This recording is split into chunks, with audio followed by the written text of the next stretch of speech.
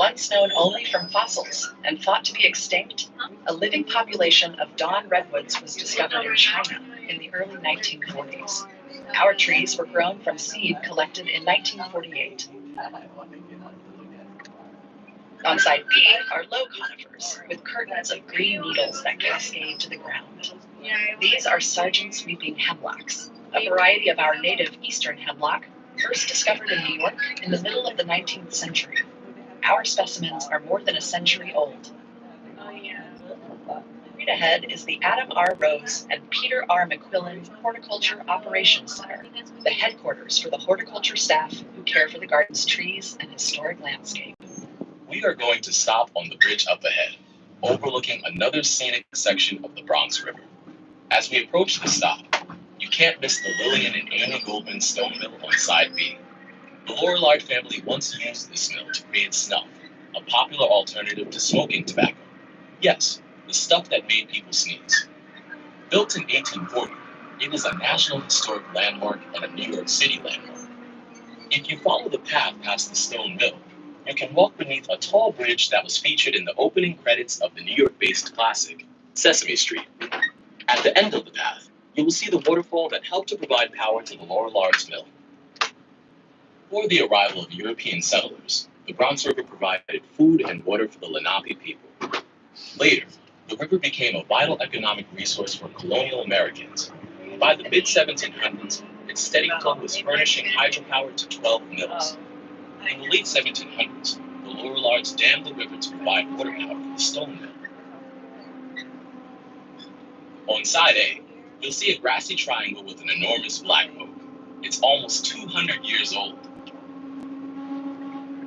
As we turn, look up the road for the grove of small trees on the slope on side A. This is the Donald J. Bruckman crabapple collection. The crabapples in this collection and throughout the grounds flower in spring, usually in late April.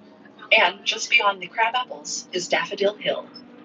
Here we are at our next stop, a perfect place to take a walk through the Thane family forest, get a better look at the daffodils in early spring, or begin a stroll through the azalea garden. We are still driving along the Thane family forest. Even a short walk along its paths will show firsthand how enchanting the garden's old-growth forest can be. It's like stepping back in time. The forest offers some of the best chances to see members of our resident wildlife: owls, beavers, mink, and deer. The azalea garden on side A, completed in 2011, spreads across 11 shaded acres and features thousands of azaleas and rhododendrons and woodland perennials. When the azaleas flower in early May, the entire hillside is transformed into a pointillist canvas of pinks, purples, and whites. Even when the azaleas aren't in flower, the azalea garden is a great place for a walk. Mature tulip trees, oaks, and sweetgums cast welcome shade in summer that cools the masses of ferns, hostas, and other shade-loving plants that line the paths. Autumn's spectacle reaches its pinnacle in late October. In winter, look out for fragrant witch hazels and clusters of snowdrops and crocus. One of the year-round highlights is the 155-foot tulip tree in the center of the azalea garden. It's the New York Botanical Garden's tallest tree. Up ahead on side A, you will see a path just begun.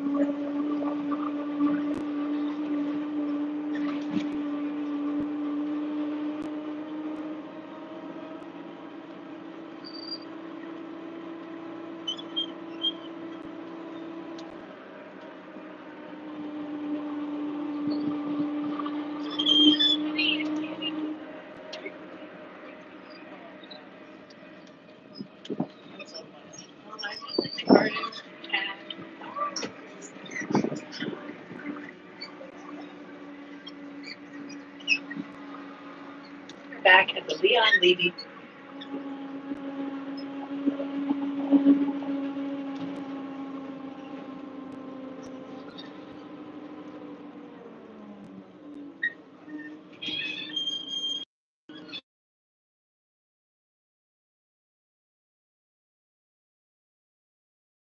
Programs and events. Stop for refreshments and visit the NYBG shop. If you haven't yet visited the Enid A. Haupt Conservatory, it's just a short walk from here. To our current garden